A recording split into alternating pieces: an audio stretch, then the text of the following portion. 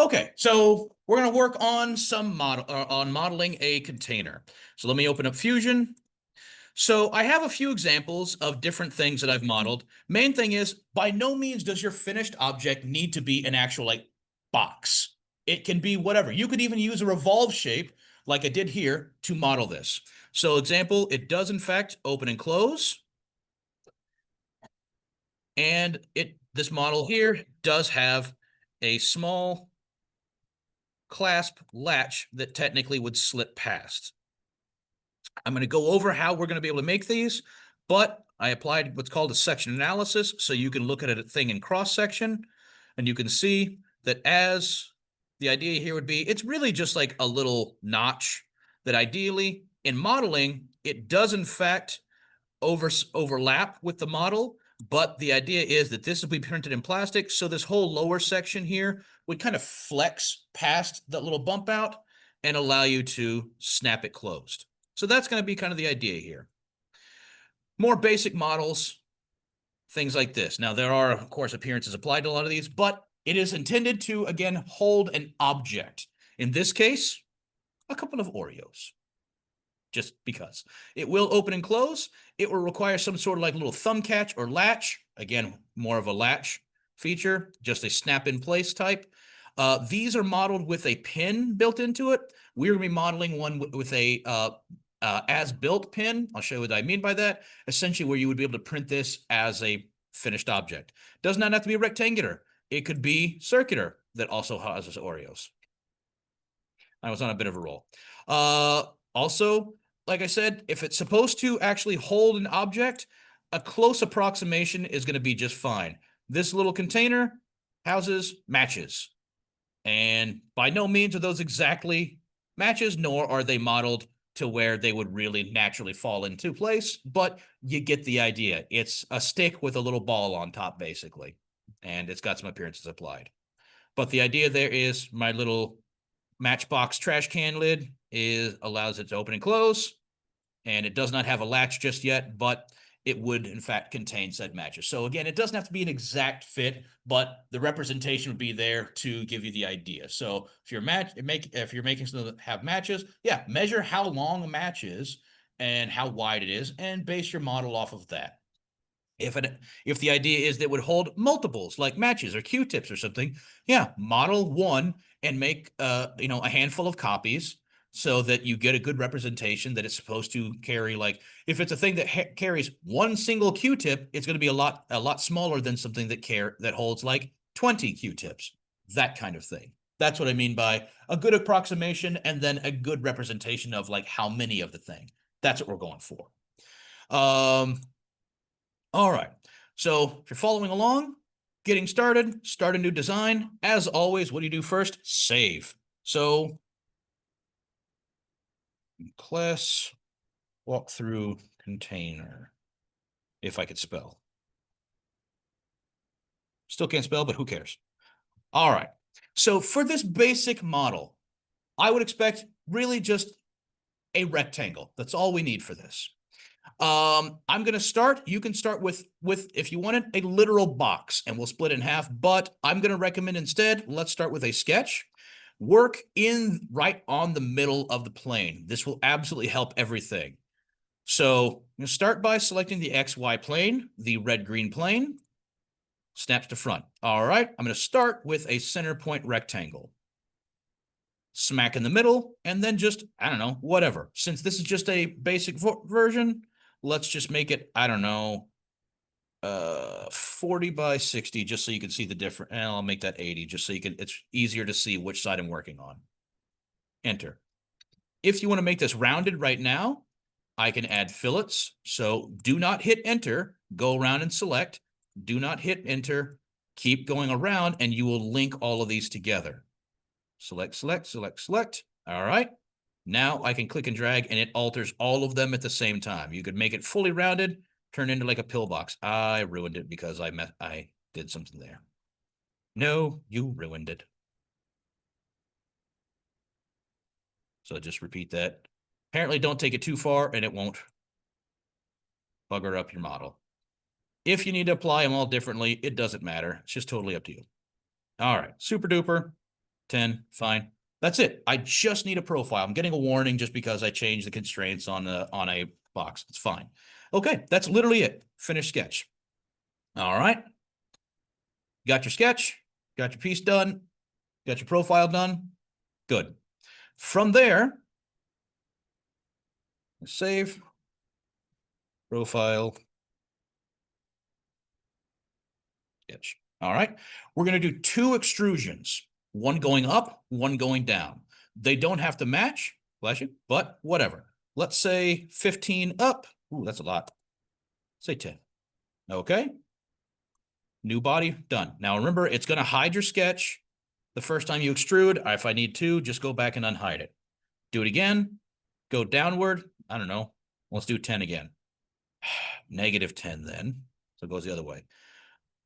Double check that on your operation, you do not have join selected. Make sure it's new body. Okay. So I will have 2 bodies. Let's label those. Lid and base. And that's what we need for right now. So get to that point, and we'll start the next step. Okay, so I got our 2 halves. Now, one of the requirements for this is you have to divide these objects, these 2 bodies, into their own specific component.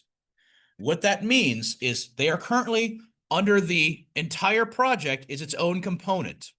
Within that, we're going to nest multiple components. Think of this in terms of like you're building like, I don't know, something obscenely complex, like a car. How would you divide that up into like the shell and then the engine and the tires and the seats, everything, that kind of thing? Those would all be different components of the car. Think of it into those terms if it helps.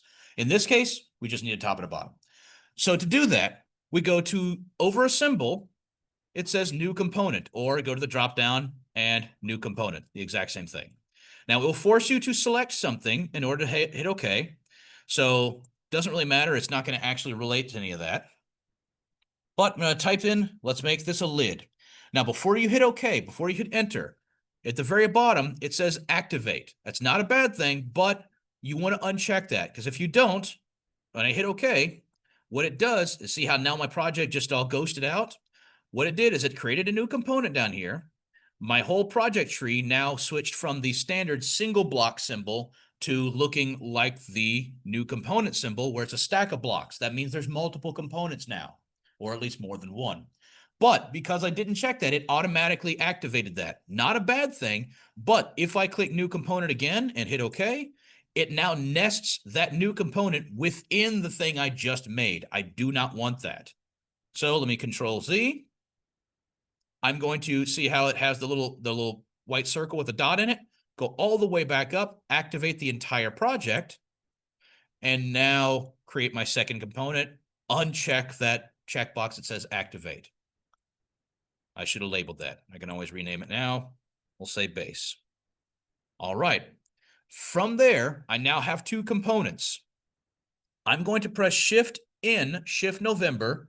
That changes from the changes from the appearance mode. You don't have to do this, but it just helps me keep track of what I'm doing. It goes to appearance mode. It just automatically puts a color to different components. Right now, it's the same component. I'm going to click and drag. We'll see you next time. The lid into the lid component. It changes color.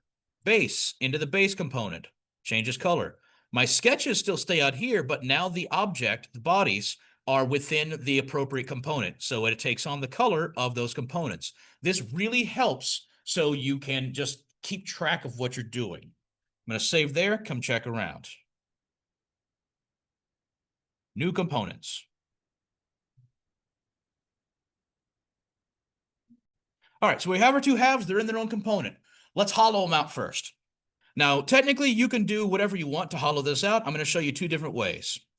I'm going to hide the base, or actually, let's do the base first. Let's. So I have the base hidden. What will be my, or I have the lid hidden. What will be my base here? Now, if I want to hollow this out, I could start a sketch on my base, and I'm going to use a tool that I often use on a lot of this stuff. It's called Project. We used this on the last one too. You can just press P on your keyboard or create and project, and by bodies. The toolbox that pops up, select by bodies. The whole to-do. What's that? Start a new sketch. Yep. And I'm just going to use, because that creates a line there, let me hide this for a moment. Cool thing is to see this now, the reason that I'll use project if you want, that just creates an outline of what I just did.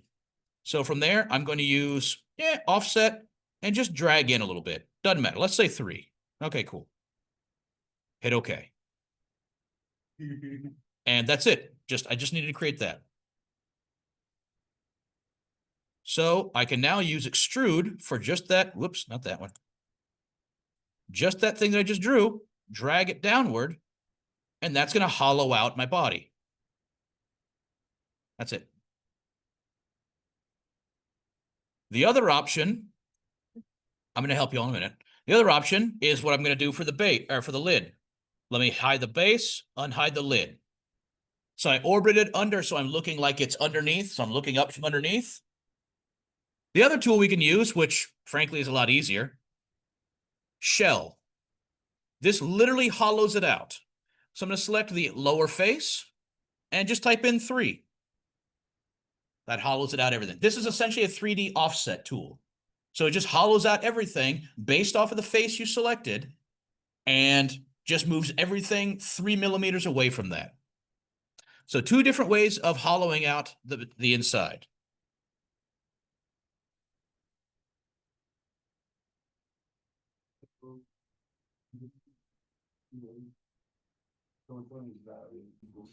Okay, so we got our container hollowed out. Super good. Both the lid and the base are hollow. Now we're going to create our hinge, which is in all of these basically just a super simple basic hinge. Any of these variations. So what we're going to do is from the side, I'm going to create a new sketch, but make sure that you first go all the way up to your project tree, activate the entire project. Some of you have been working on individual ones. Select the entire project so everything is active. From there, create a new sketch, and I'm going to go perpendicular to this. If you have trouble selecting the origin plane, just temporarily hide one of the components so you can select, in this case, the Z or the YZ plane. So it's perpendicular, looking at it from the side. And you can unhide that. We got from the side view. Now I'm going to project again. You can either press P or create, project. Same thing. I'm going to select by bodies, select the top and the bottom, hit OK. Because what that's going to do is now when I hide the top and bottom, I have sketch outlines of the top and bottom. That's what I need. That way I can have my reference. This is essentially just works as a reference box that I can base what my hinge is on. We got that one? Cool. So what we're going to do is create a circle. You can either just select circle or go to specifically a 2-point circle. And I'm going to select right smack in the middle and then somewhere further out. So I don't know, 6. That seems about good right there. So I just made a circle on the outside of what will be my two halves, the top and bottom. That's going to be what my hinge is going to be based on. And then I need to connect them with lobes, which is some form of these little half chunks here that connect the circles to the side. So I need 2 of them. Somewhere on the circle, somewhere to the lid. It can be all the way up. It can be partially. Does not matter. Somewhere on the circle, partially the side. You can go all the way down if you want. Does not matter. If you want this to be more designed better, use the constraint tool, the tangent constraint, circle against a line. You select the line, what will be a tangent, and tangent to the circle. It does not move what it's connected to on the side, but it does move where your line connects to the circle. Same thing from the bottom. And that's it. So essentially, I just made a circle and 2 lines that close up and make a couple of cone triangles. That's it. That's what's going to be my hinge. Just a super simple sketch. You could make it more complex later, but because I used the project tool and copied the outline of my top and bottom, I can now connect with just a circle and these 2 lines to make my side. That's it. Finish sketch.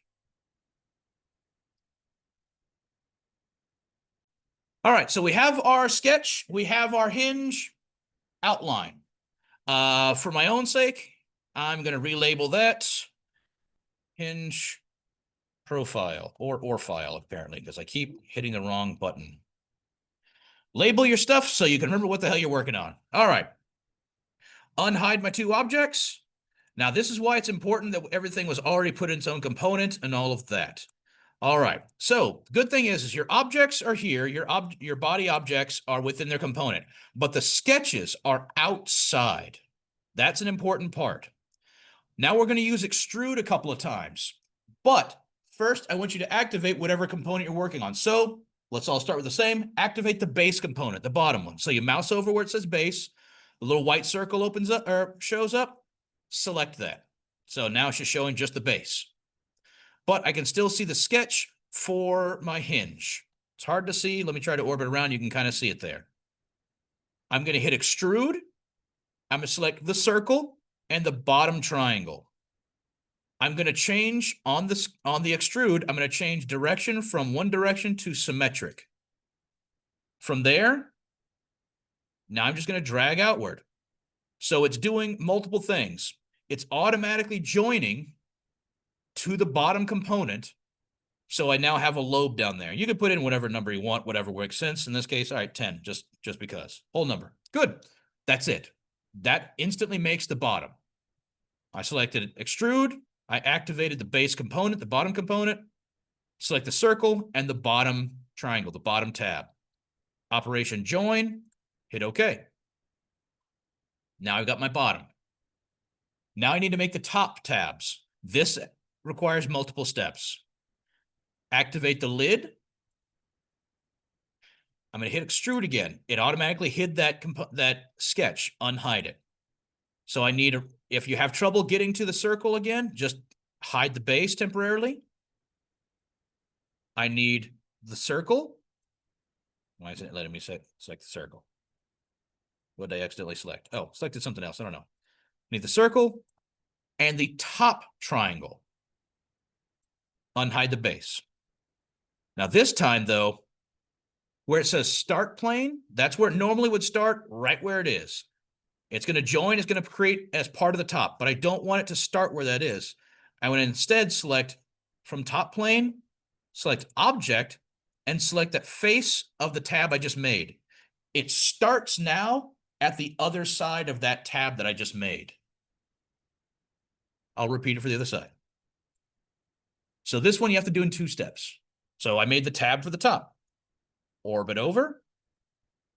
Redo it. Extrude. I need that circle that I've been selecting and the top tab.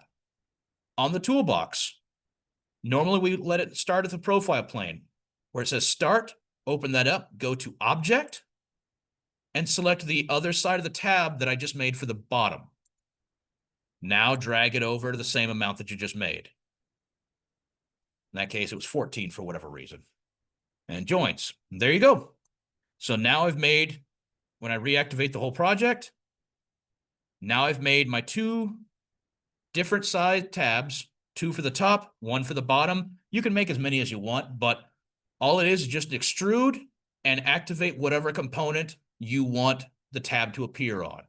If you want the 2 tabs on the bottom, select the top first and make the 1 tab. So that means sketch and select the lid and make your tabs that way.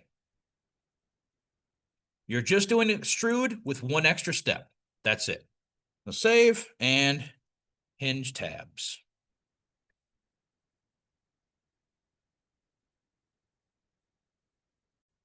All right, so we have our tabs, we have our hinge, basically. There we go. Now we need to make it move. So the trick to this is what we're going to use the tool called the joint tool. And you see the main thing is it has to work against different components. That's why I had you put them in different components, not just different bodies.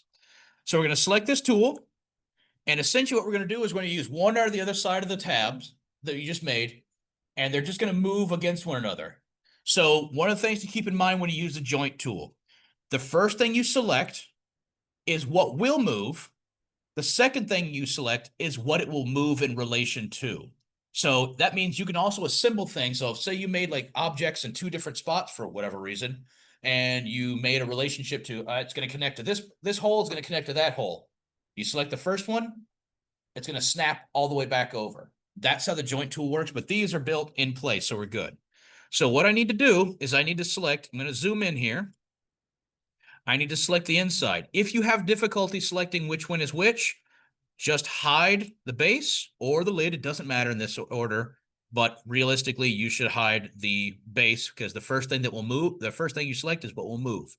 So I don't have a hole or anything, but you can see how, because that's a circle, it's going to snap to the center of that circle. I select there, the lid ghosts out. That's okay. Now unhide the base. Bless you. I'm going to orbit around because it doesn't like to select through things. And I'm going to select that exact same spot. That's it. Now there's two tabs on this toolbox: joint, position, and motion. Now I can play with preview the motion for the first one. Rigid joint is like it's glued together. It shakes around and just gives you anxiety. We're going to switch type to revolute. And now the whole thing, it clips through itself, but now it's going to move back around and around that point. Okay. I do need to set some constraints on this. Otherwise, it's just going to move around. So I need to open up what's called, this new tab opened up called relationships, joints. And if I go to this little orange arrow that pops up, start these up, and now I can just drag this open, and now it'll only open and close that far if I did it correctly.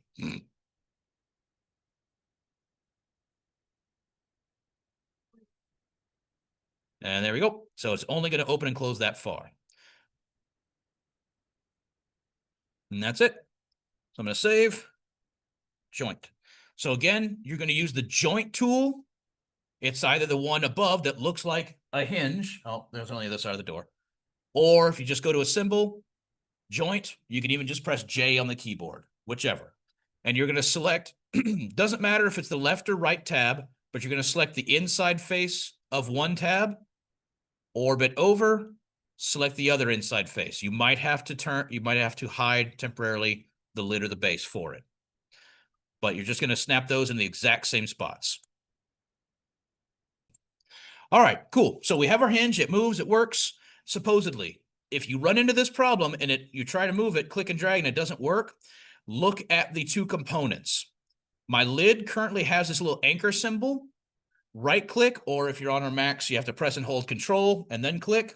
I want to get rid of that anchor symbol. Go up and unground from parent. I'm just ungrounding it. Now I do need to lock the base in place. So mouse over the base component, right-click, and pin, like I'm literally pinning it in place. And this is only if it's not moving correctly for you. From there, I can click and drag, and now it opens and closes properly, if I can actually select things. Now, one thing, if it stops in place, you'll see two new tools open up, appear on the upper right side called position. One, it's called capture position. If you want it to stay in that spot, click that. But otherwise, revert is simply put it back where it was. That's like Control Z. It's just that way that if you made an assembly and you're trying to model it as like, yeah, I want to be connected, but I want it to stay in this open position, that's why you'd capture position. So that's pretty much it. So we will next time be adding in ways like this matchbox here. Instead of the other examples that have an actual pin put through them, this one is like the one we just modeled, opens and closes. However, when I do a section analysis, which is just the go to inspect and section analysis, so you can just like cut through visually, you're not changing the project at all, you're just looking at it. I'll show you how to add these little tabs in place, which these are just literally just spheres added to. but that would allow it, if you print this, it would allow it to actually stay locked in place. So it'll actually open and close like a hinge instead of just being like most of it, and then it would just kind of fall apart. So I'll show you that next time because we're about out of time. But otherwise, work on your model. If you haven't finished this, sort this out. So opens and closes, it's hollow, all that. And then decide what you think you would like to model next time. Other than that, good luck with it.